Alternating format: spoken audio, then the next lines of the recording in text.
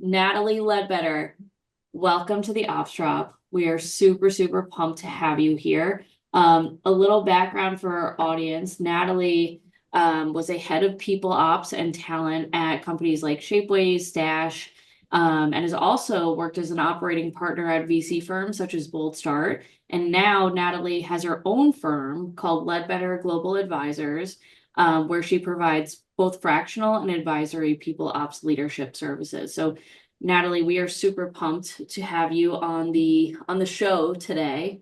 Thank Excited to you get for started. inviting me, Mackenzie. I'm very excited to be here and have this conversation. Awesome. So let's kick it off. Like Natalie, one thing that I realized as soon as I met you is you have a very, very interesting life and story. So before we get into all things people ops and HR, like tell us a little bit about, where you grew up and what brought you into HR. hmm a very non-linear path, although I think as I've gotten older and sort of looked at everything from, like a larger sort of perspective, I've started to see some threads that kind of actually do make sense. So I grew up overseas. So I was in London, and then I was in Indonesia for until I graduated high school. So I came back to the US for college, and I went to the University of Texas in Austin, which was an interesting culture shift from Yeah. being at a school with 90 nationalities and every religion that you could possibly imagine, and then coming to Texas was an interesting juxtaposition, an interesting shift. But I was living in Texas throughout school, and then I moved to New York, and I can't even believe I'm saying this, but it was about 20 years ago, a little over 20 years ago, which is insane. So all my whole life, as I've grown up, when people say, where are you from, I never know what to say. And I think at this point, since I've been here now longer than I've ever been anywhere, so I've surpassed Indonesia, I've surpassed my time in Texas. I think I can now say that New York is home. So Yeah. getting me into the HR space, I Yeah. don't know that many people that chose to be in the HR space and kind of went after it academically. I surely did not. I started in journalism, and then I was in sales for a long time. And I guess the kind of thread that I've noticed as I've gotten older is just everything has been about people and talent at the end of the day. Yeah. And this idea of being immersed in a place where everybody is basically different from you. You start to learn a lot of skills around assimilation, around learning how to get to know people, around finding things to unite people, building community out of very, very disparate, divergent people and experiences. And, as I think this love of just understanding what makes people tick and, how to unite them with their career and the best job that they've ever had. And I just found that super rewarding. And it started out in talent acquisition, and just from there ended up bringing me into startups. And from there, I've just sort of found this passion for growing, I would say, early stage and hyper growth and scaling startups. Yeah. And yeah, that kind of brings me to where I am today. Natalie, in your work today, right? Like you mentioned you love working with startups at like the most chaotic, craziest hyper growth stage. Like what is that big inflection point? Like when do founders or leaders at these companies usually bring you in and why? Mhm. So it's interesting because I come in at different stages, although all of it is early. So I've worked with seed founders when I was an operating partner in VC, and I would, work with them to think about from day one, uh, what does that kind of founding team what is the ethos of your founding team, and then thinking about how you actually scale that out. And I guess the place where I start is just, everything comes down to talent at the end of the day. It doesn't matter how good your idea is. You could have the most brilliant idea for a business or a service, but if you don't have, the best people building it or selling it or marketing it, frankly, I just tell you not to do it at all. So I'll come in early and kind of lay the groundwork. That's what's ideal. However, I think the thing that has sort of followed me is just like a very sort of problem-solving mindset. And sort of, it was funny, the other day, one of my ex-clients called me a strategic disruptor. And I was like, I don't know if that's a compliment, but I'm just going to take it. So another kind of area where I find myself is, that sort of Series A, now everything's a business. We got to kind of take off. We just got product market fit. How do we get to that next level? So yeah, so I would say early stage, seed through, probably Series B is what is kind of my bread and butter. And honestly, it's the part where the part in the trajectory that I find the most fun, in that sort of startup life cycle. Natalie, I've worked for smaller companies, I've worked for bigger companies. And one thing I've noticed from a smaller company perspective is you usually hire people who can wear a lot of hats. And you have somebody who comes in and they are really good at one job that you hire them for. And then the business evolves and you have other needs and that person just takes on other additional tasks. How do you balance when you go into a smaller company? How do you balance, having the right amount of headcount, but keeping the cost low enough for that growth rate at that early stage without putting too much of a burn rate on a business and still managing the overall like operating income? You kind of nailed it. I call these people the Swiss Army knives. And these are the early people. They're the people that can kind of, see the forest for the trees. They are problem solvers. They, want to get involved in a lot of different things. They are good at a lot of different things. So that's why I don't use the term jack of all trades, because I think Swiss Army knife is actually a better way of thinking about it, because it essentially means they're good at a lot of different things. And that's what you want in the earliest of days, is you want people that you can get the most mileage out of. So I guess secretly in my brain, I'm always thinking about how do I look for the people that I can get 1.5, 1.5 people out of each person.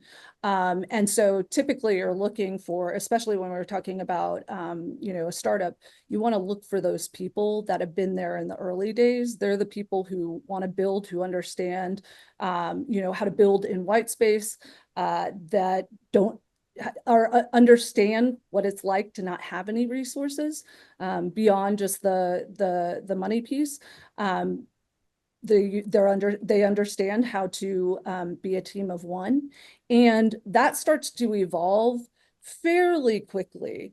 And so part of kind of what I do is I try to socialize this idea of people being stage appropriate, and how that's totally fine, because what is going to get you to your first sort of milestone in most cases is not going to get you to your next milestone.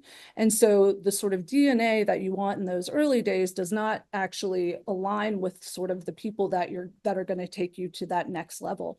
And so it is an interesting balance, but what I would say is, like, in the early days, again, you're looking for these people who are good at a lot of different things. And the beauty of those people also is they typically will roll out of the company themselves, because when you find the right that right DNA, that right Swiss Army knife that understands what it's like, again, to build in a greenfield environment, after a certain point in a product's life cycle, they get bored. So they actually attrit themselves in a lot of cases, because they really like that early days where you're grinding, where you're up against the clock, which is your runway and money that's running out.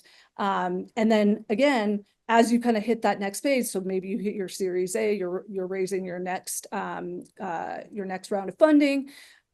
now you're starting to think about how do I get like more specific types of skills and subject matter expertise. One thing that I think is really great is, this new generation that's coming in, like this Gen Z. It's taken me a really long time to kind of envelop their way of doing work because they've really shifted the mindset of putting family first, life first, and work second. And millennials, we came off like the boomer generation. We came off all these other work ethic generations where they were primarily focused on like working yourself to the bone until you like expire and then you get enough rest when you die. I think is like the phrase that they used to say a lot. Yep. And And then so I'll when I sleep in look my bed. exactly, and so when I think of like this Gen Z generation, like I'm trying to learn from future generations, right? And Mhm. when you look at getting like 1x from a company, from like an individual in early stage, I want to know, does that mean 1x for you on their ability to like cross staff different roles? Or is that like being a grinder and like putting in more time? And how do you balance work-life balance to retain all this new future talent that's coming in the market and keep them interested in the business while also still keeping productivity high enough to be able to hit all of your company goals? Yeah, that is a great question. It's something that I think about a lot. And one of the things that's really interesting is when you think about the return to work or return to office scenario.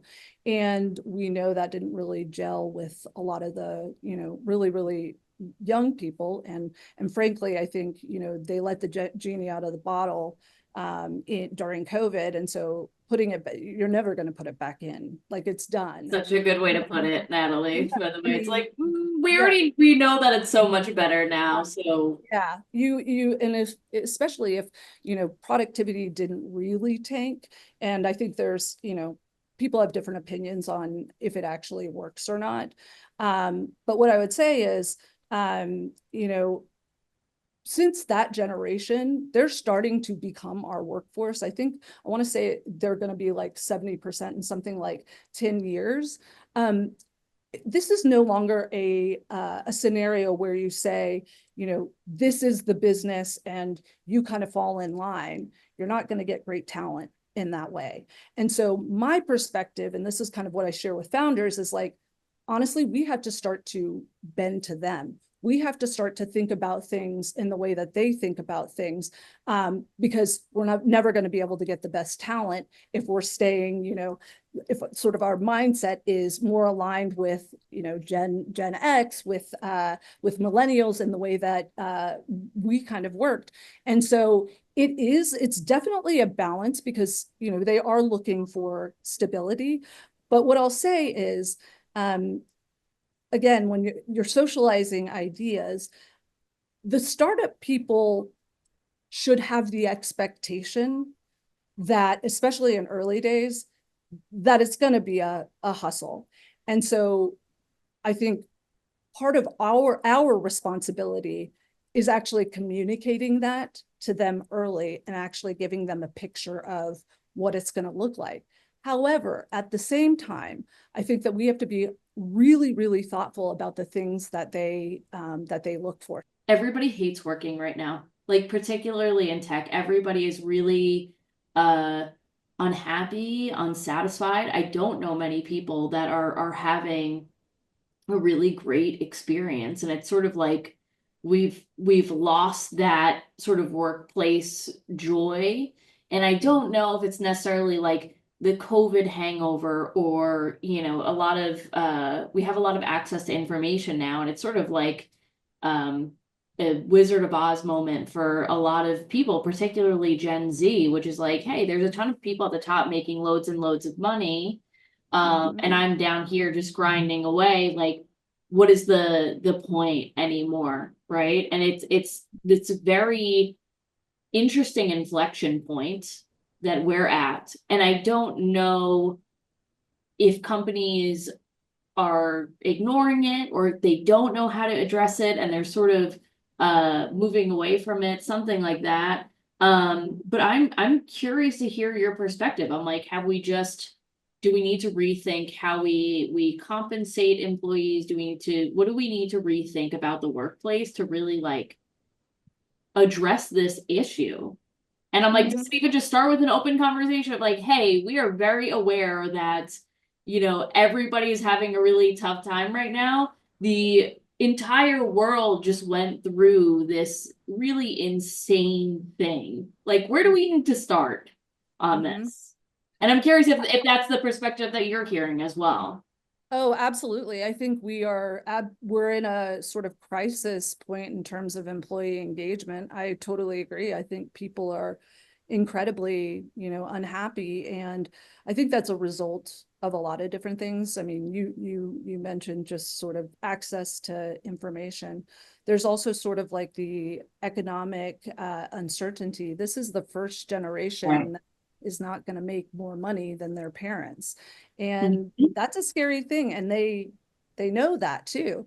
And so from the company perspective, I wish I could see more companies just sort of transparently saying that, Yeah. and taking accountability for that. I think that, that level of vulnerability, honesty, and again, transparency, just around the fact that people are fairly disengaged because of just the economic situation. In a lot of cases, it's sort of the political situation, at least in the US. Just tons of uncertainty. You had that hiring bonanza of 2021, 2022, and then following Yes. that was the sort of layoff era. And a lot of these people that are coming out of school right now have already been laid off for their first time. And so this sort of allegiance to a company, you don't really feel it in the same way as at least when I was coming up, and this sort of trust in your company. It definitely feels like a more transactional experience to them. And I think that's a side effect of, again, just this sort of like consistently changing. There's no stability. Again, from a compensation perspective, like, understanding that they probably won't be buying a home for a very long time, if at all. And then I'd say the other thing is just, with AI, and it's like people can't stop talking about AI. They're scared, is AI coming for my job? So it's just sort of this level of just uncertainty of things being unsettled. And it's hard to wrap your brain around at this point, because I think it's pretty pervasive, and it's starting to kind of move up the chain. It's not just that generation at this point, but I think that it's a side effect of sort of all of the waves that have been happening, throughout business, throughout, again, economies, throughout politics and whatnot. And so what I have found is just addressing it head on. People appreciate that. And then again, I think, having a mission that people can get behind, and being an evangelist, and rallying people around ideas, and also bringing them into the scenario, asking them about how they're feeling, asking them, what would make this a better experience for you, is sort of the answer. Is like, let's not sit there and just, guess. Let's actually ask them what they're looking for, what they Because want. people are desperate right now for that sense of community, right? Exactly. And like that, it feels like we've lost that sort of two-way Yep. dialogue, you know Yeah. what I mean? And even for the people like, all of us, Darren and I talk about this a lot, like we were in senior leadership, and that is like what got us into management and got us excited, is like raising teams and like helping people develop. And there are certain companies or positions that we've been at where like we weren't even able to do that, and we feel at such a loss to be like, this is what we care about, is helping our people, helping them grow. And it's like we can't even get to that because there's so much happening at once. It's like impossible to focus on that people development. I also want to ask you, Natalie, about this one sort of theme that I'm seeing, and I think it has an impact on this sort of disillusionment that we're seeing in the startup world, which is something I was chatting with a friend about yesterday, and I'm like, oh my gosh, tale as old as time, heard this thing a million times, is like a lot of founders get to a point, whether it's like series A, B, or something, where they're like, I need to level up my talent. So they go and they hire a bunch of VPs from these bigger companies. And, you know, a lot of times I'll see if they're like a product engineering founder, they hire these like really diesel, you know, sales VPs, or the other way around, right? Like a founder has a sales background and they're like, I need this VP of product that's going to change. And I haven't seen it play out successfully, but it keeps being a part of the playbook. Yep. Yep. And I imagine that impacts culture a lot, right? Like all the people have been grinding are like, what the hell? Now I can't get to VP because this person's there. Yep. And this person is bringing in this like, you know, very different, like big company vibe. Like that adds to it as well. So I'm curious, and Darren, I know you're smiling, like you've seen this, right? Like what 100%. Yeah. like what is that? And like what's your advice there for founders that are feeling that? Feeling like they're about to do that. Yeah, I think about this a lot, and I actually, you know, I talk about this a lot because I did see it particularly in the seed stage companies that were seed series A, where they're sort of they're starting to maybe have product market fit, maybe not 100% sure, and sort of the mindset is, let me go into Google. Let me go into VMware, let me pull a superstar out of there, bring them in, and it's just going to like pump the gas and now we're ready to Yes, go. they're like, here's my horse in the race. This is going to Exactly. change everything. Yep. And this is the guy. This is the guy, exactly. And, you know, people are enamored by big titles, and even more so by shiny logos like the fangs. The thing that I think people, like, if you would think it through like a step further past getting, again, this, there is sort of this, and I see it in founders all the time, which is just like, they get very enamored by these big shiny logos, and they think because these companies are performing really well and they do hire really well, that you can pull someone out of one of those established organizations, bring them in, and you're going to get that same level of work out of them. And the problem that you have is, you know, when you're coming from a company that everybody knows, like a Google, like a Netflix, like Amazon, et cetera. And even let's talk about it in the sales, from the sales perspective. You know, those people that are coming into the organization, or sorry, those individuals that have those logos behind their names, they're opening doors, and doors are opening much easier for them. You know, they pick up the phone and cold call someone, you're actually going to get a response.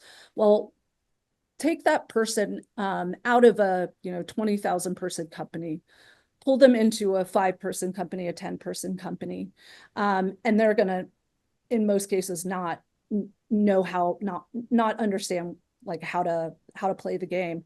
And part of that is because now you're being dropped into an environment where no one knows you. Literally, no one knows your name. You're introducing a product that there's probably incumbents in the space already, and well-known incumbents in the space. So now you've got to like legitimize the business first and foremost. But beyond that, you do not have resources, you do not have people, you don't have capital.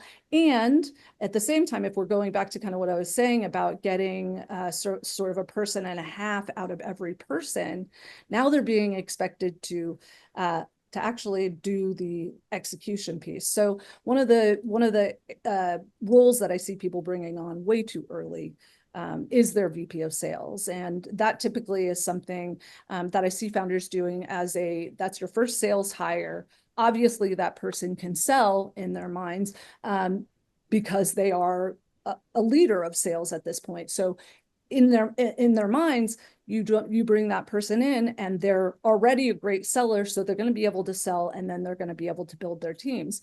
Well, the thing that I try to express to people is just, when you're in an organization where you've sort of moved up and up and up, especially when you're talking about a VP of sales role, and let's say they were in a leadership role at one of these large scale organizations, the further they move up the chain, the further they move away from execution on the ground. And so by the time, you get someone who's a superstar in a Google, you bring them over to a small early stage startup, they don't know how to necessarily operate on the ground. They've been living in a world of owning sort of the high level strategy. And now you're asking them to go back to kind of where they started their career, get down on the ground. And you're also asking them to be strategic at the same exact time. And so I see this happen time and time again. And you never want to bring that person in first and foremost that early. But secondly, you never want to bring your VP of sales in before you have product market fit. And I talk about this a lot, like when you're building your first sales team, what you really want is extremely hungry, but not completely junior account executives who are very, inspired by and excited by the challenge of banging down doors. They're, excited about sort of the problem solving that happens. They want to experiment. They want to test new messaging. And typically I'll tell founders to bring in 2 AEs, not a VP of sales, bring in 2 AEs, pit them sort of against each other, but they play nice in the sandbox because, you probably don't have named accounts yet. You probably don't have regions or those kinds of levels of ownership in terms of, where they can sell into. But you want them out there experimenting, testing things, and then rapidly, switching directions. So it's like a build, measure, learn scenario. You want them working against each other, but at the same time, if something's working for one of them, you want them sharing it over to the other person and saying, look, this message is resonating. Take this and, get out there and try experiment with it on your own. You bring in the VP of sales once you've got that PMF for sure, and now you've got to take it up a notch and like kick it up a notch. You are ready to put a little bit of process around how you're working. It's not necessarily the wild, wild west. You have a proven sales motion and it's repeatable. That's when you start to think about bringing in a VP of sales. But I would also say you're still not ready for one of those people that you're bringing out of a large scale organization where, again, funds are unlimited, where headcount is unlimited, and they are they are totally fine, and it's acceptable for them to live in that sort of strategy land, because at the end of the day, in the early days, it's all about execution. I love what you're saying on this subject because I know from my experience, I've gone into an organization from like an early stage startup where we brought in VP of sales.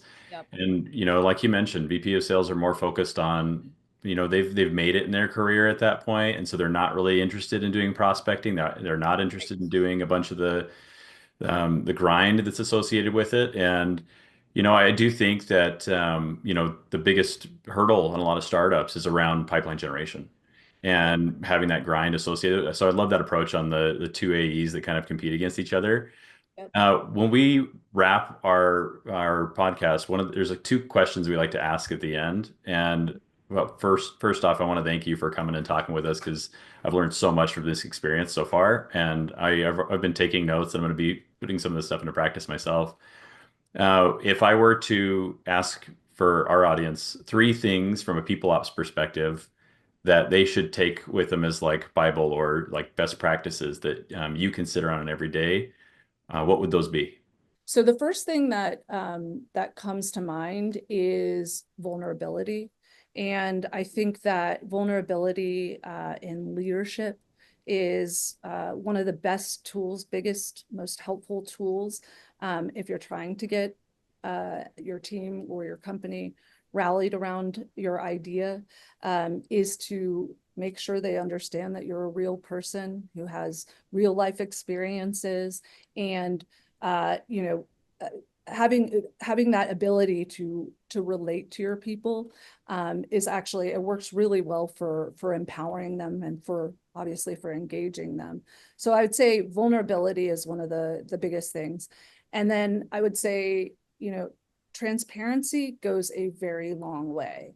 I have watched founders get up and message, sort of try to swing a message around a business maybe that's not doing really well, and say things like, well, all startups have this problem, or all companies are going through this right now, and everyone sort of listening to you in the all hands is like, well, that's not 100% true, and you're having reductions in force, so is the business actually doing okay?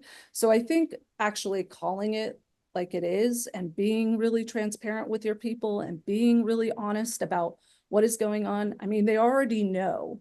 So if you're telling them a message that is, completely different to what they know is going on in the business, you're not going to win sort of that loyalty from your employees that you want, and that is what actually makes people successful. So I'd say vulnerability, I'd say transparency. The last thing that I'll say that I think is really, really crucial, and this is something that I've gotten very passionate about, is onboarding. And I think a lot of people think about onboarding as, here's your computer, here's your pass to get into the office, here's your email, etc. And for me, I think about onboarding as one of your first sort of touch points for engagement, and to make that a high fidelity program that lasts, a couple of days, and you're bringing people in from all different types of backgrounds, all different disciplines, all different levels, and you're having them go through a process where you're hearing from the founders, and again, you're getting that transparency, but you're getting the evangelism, you're understanding what the history is, and then you're sort of being introduced to all these different aspects of the business, who you need to know, and things like that. But because during onboarding, you can also start to socialize ideas and behavioral norms, but also you are passing along institutional knowledge. And I think that's one of the biggest things that a lot of companies do wrong, is they don't use this opportunity to help get people ramped up. You can actually start that in that very first meeting, and getting people on board, getting people drinking the Kool-Aid. And so using onboarding as a strategic place to get people rallied around your idea, to again, have duplication of knowledge, because that's one of the biggest things, is if we have turnover with people typically being around 1.5 to 2 years at every startup, you're losing that institutional knowledge consistently. So making sure that that is one of the very first things that they learn up front is, I think, crucial. And that's also where you socialize, again, your behavioral norms. This is our culture. This is the way we operate. And then the last piece that I'll say is, one of the things that I think is really important, and again, this goes back to vulnerability and transparency as well, is socializing the idea that they're not going to be there forever. That, as a company grows and changes, and particularly in startups that are, different businesses every 6 to 18 months, you need people to understand that the natural progression, and it's just natural, it's just what happens, is that, talent, your sort of, the types of talent that you're going after really evolves as the business is growing up and maturing as well, and you're getting more specific types of expertise, and that's okay. Yeah. So that's one of the biggest things that I think about, is using Onboard as an engagement tool, as a place to create, cross-functional, cross-level collaboration and communication, to establish those behavioral norms, and then again to start to socialize ideas that maybe, formerly we never talked about the fact that, being turned out of a business because you don't fit the stage. We haven't usually actually drawn attention to that before. And so I think using your onboarding as a strategic program to bring people along and to make sure that they understand that these things are just normal. The easier sort of those transition points and inflection points become to weather with your team. Yeah. Love it. So last question for you, Natalie. If somebody wants to get in touch with you, where can they get in touch with you? So typically LinkedIn is my is sort of the go-to. I'll also say my website is just natalieledbetter.com. You know, for business inquiries, please feel free to email me at ledbetter.advisory at natalieledbetter.com. Pretty easy to remember. So Amazing. Thanks so much for joining us today.